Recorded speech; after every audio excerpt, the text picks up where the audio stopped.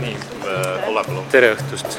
Me oleme taas kord Tallinna lennujaamas ja me reisime täna Tuneesiasse. Meiega on kaasas Kertu, Ilja ja Tauri. Meid ootab ees 2 kahetunnist lendu. Läbi Frankfurdi lendame Tunisesse. Me jõuame ilmselt veel tänase kuupäeva sees kohale.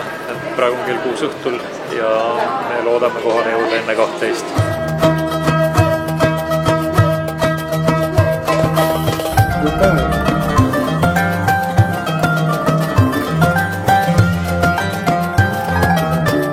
Juba sellest teist korda uude maailma jaoks. Mis tunded sind valda? Kuigi Aafrika ootab sind täna? Väga tempokas aasta. Muidugi tempokas. Muud moodi saa järgmine aasta on Ameerikad. Lufthansa on siiski päris pakkud, et 2-tunnisele ühisele sõidule annab padja. Ja teki ei olegi päris Ryanairi tasemel. Teeme 2 tundi väikest uinakut ja näeme Aafrikas.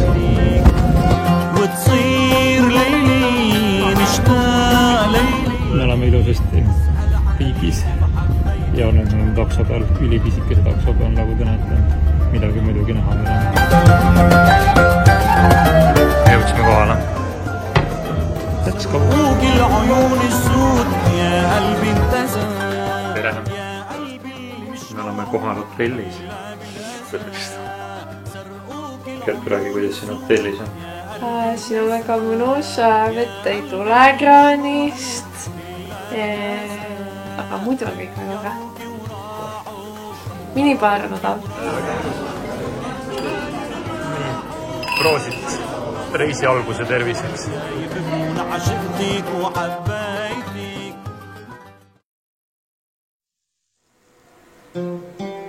Tere hommikut Tuneesiast. On meie esimene reisipäev siin Põhja-Aafrika riigis. Kõik see värk Aafrikale kohane. Siin on konkreetselt väga sarnane arhitektuur ja väga sarnane lõhn, mis oli Sudaanis. Ilm on varavikuselt pilvine. Hetkel on mõnus jahedus, aga päeva peale peaks kerkima temperatuurid 30+ kraadini. Meid ootab ees kohe esimene katsumus autorent ja siis võtame me suuna lõunasse. Meil on plaanis sõita kogu riik läbi. Me sõidame alla lõunasse Kõrbe, aga tänaseks sihtpunktiks on läbi põhjapoolsete mägede jõuda Kairoani linna, islami kõige pühamasse linna.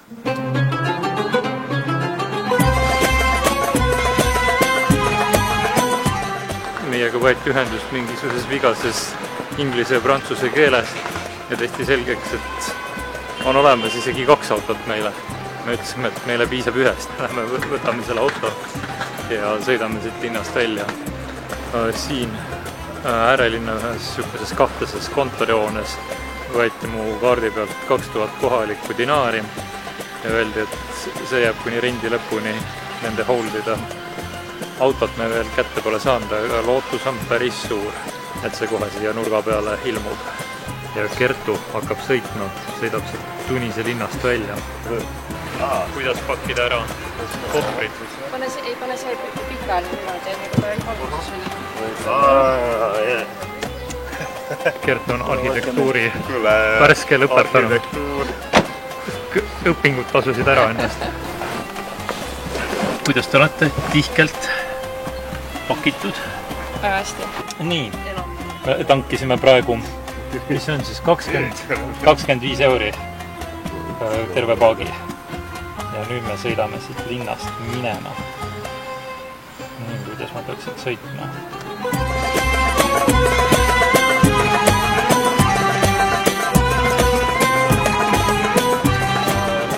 Meie sihtmärk on hetkel circa 50 kilomeetrit Tunisest lõunas mägedes paiknev linn, mille nime ma ei mäleta, selle ma kuvan ekraanile.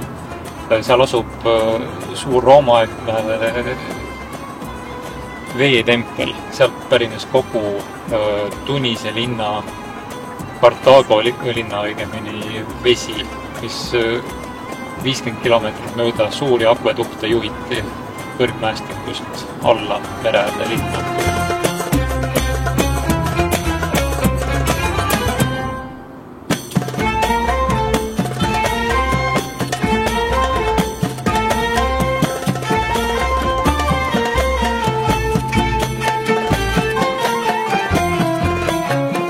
Tegemist on siis Saguani linnakesega, kui me viibime. Ja me oleme aastal 200 peale Kristust rajatud templi alamil. Keiser Hadrianus on selle ehitanud ja siit siis, nagu ma juba ütlesin, sai alguse 150 kilomeetrit pikk akvedukt, mis viis Kartaagosse. Sissepääsu juures on 12 niši, iga kuu jaoks üks, et igal kuul oleks tagatud Kartaagole veevarustus. Hetkel on oktoobrikuu ja siin on kuiv. Mitte nirekestki vett ei voola kuskilt. Oot sulle see. Jumalad on selle maa hüljanud. Vähemalt Rooma jumalad.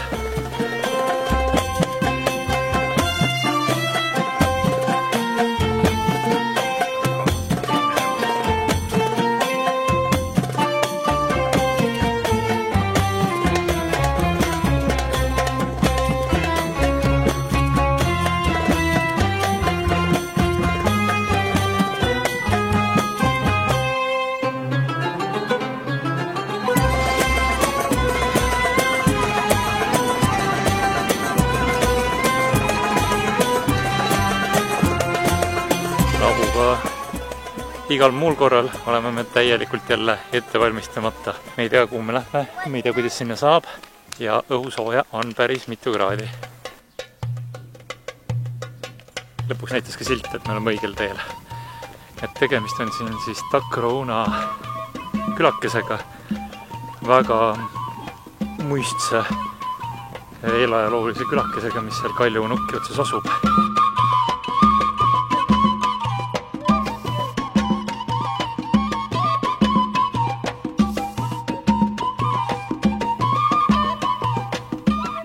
Meile tutvustatakse leiva tegemise ahju.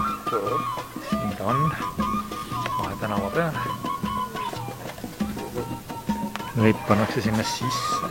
Tädi, kellega Tauri tuttavaks sai, tõmbas meid kohe külatuurile. Ma ei tea, kas siis pärast on väike tasu kogumise ring ka või tehakse seda tuuri siin niisama, et me oleme Berberi külas, autentses Berberi külas. Et see on see iidne rahvas, kes siin elas, berberid. Ja nüüd tutvustatakse, kus 13 sajandit on inimpõlvesid elanud.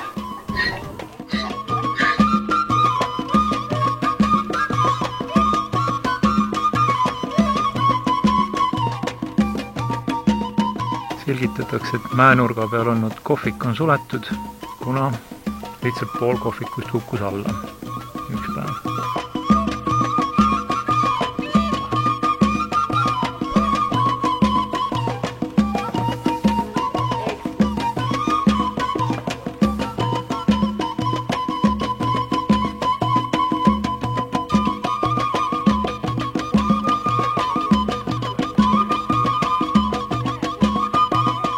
Järsku hakkasid tahtma kõik meile jubedasti teha tuuri. Ja selgus ikkagi, et minu selja taga toimus väikene annetuste andmine. Et me nüüd hoidume järgmistest annetustest ja jalutame siin niisamuti, sest kõigile ei jõua ka anda annetusi.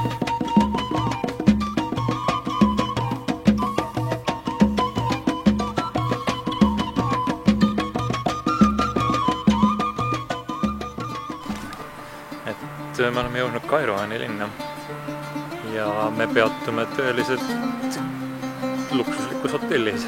Meil on oma siseõu siin, väravast lasti sisse meid ja ootamatult varem, kui tundus bookingu leheküljelt kõigest 70 euri eest.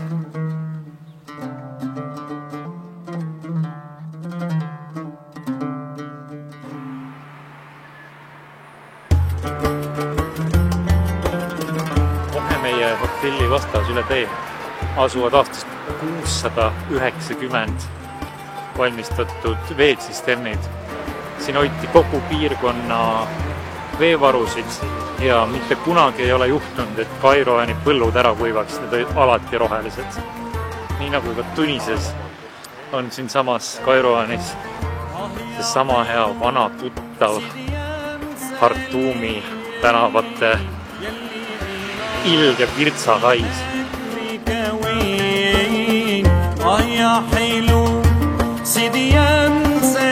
Aasta oli 670.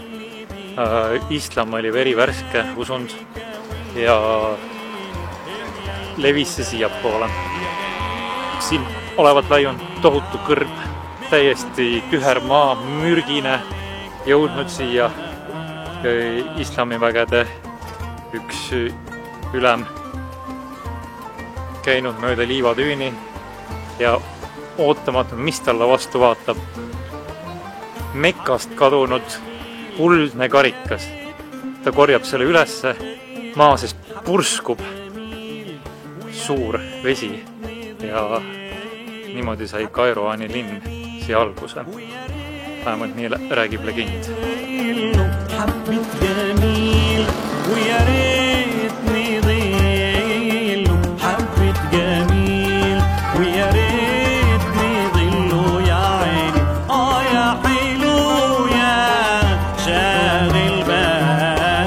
Ja Kairouan ei ole Tuneesias üldsegi mitte täiesti mingisugune suvaline. Et ta on jätkuvalt väga tähtis püha koht kogu moslemi kogukonnale üle maailma. Ta on Mekka, Medina ja Jeruusalemma järel 4. kõige püham koht, kuhu palverännakule tulla. Ja on täiesti kokku lepitud, et kui inimene ei saa teha palverännakut Mekkasse, võib ta käia siia 7 korda ja Jumala silmis on see sellega võrdne.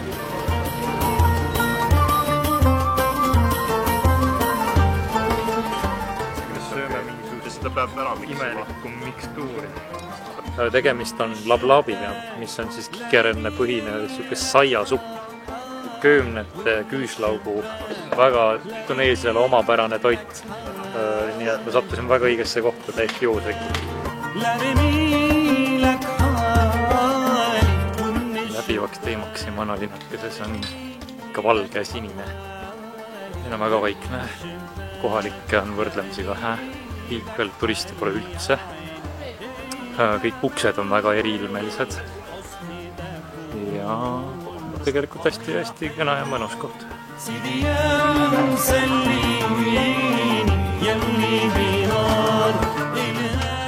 Tegemist siis mu selja taga on 3 ukse mošeega.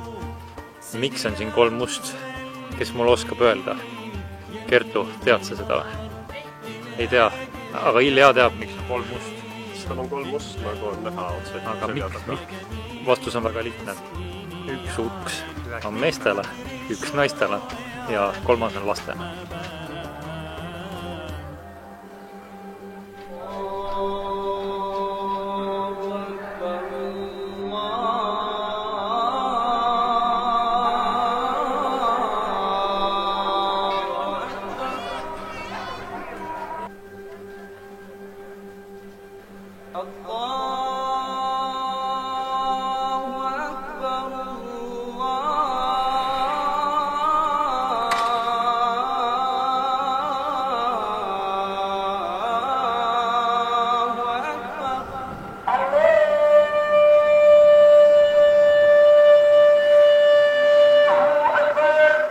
Tunnetate siis selle paiga pühadust ka? Jaa. Vähemalt 7. Mekast. Kertu, mis me teeme siis praegu? Me kõnnime ühe ringi ümber mošee, et meil oleks 1/7 tehtud.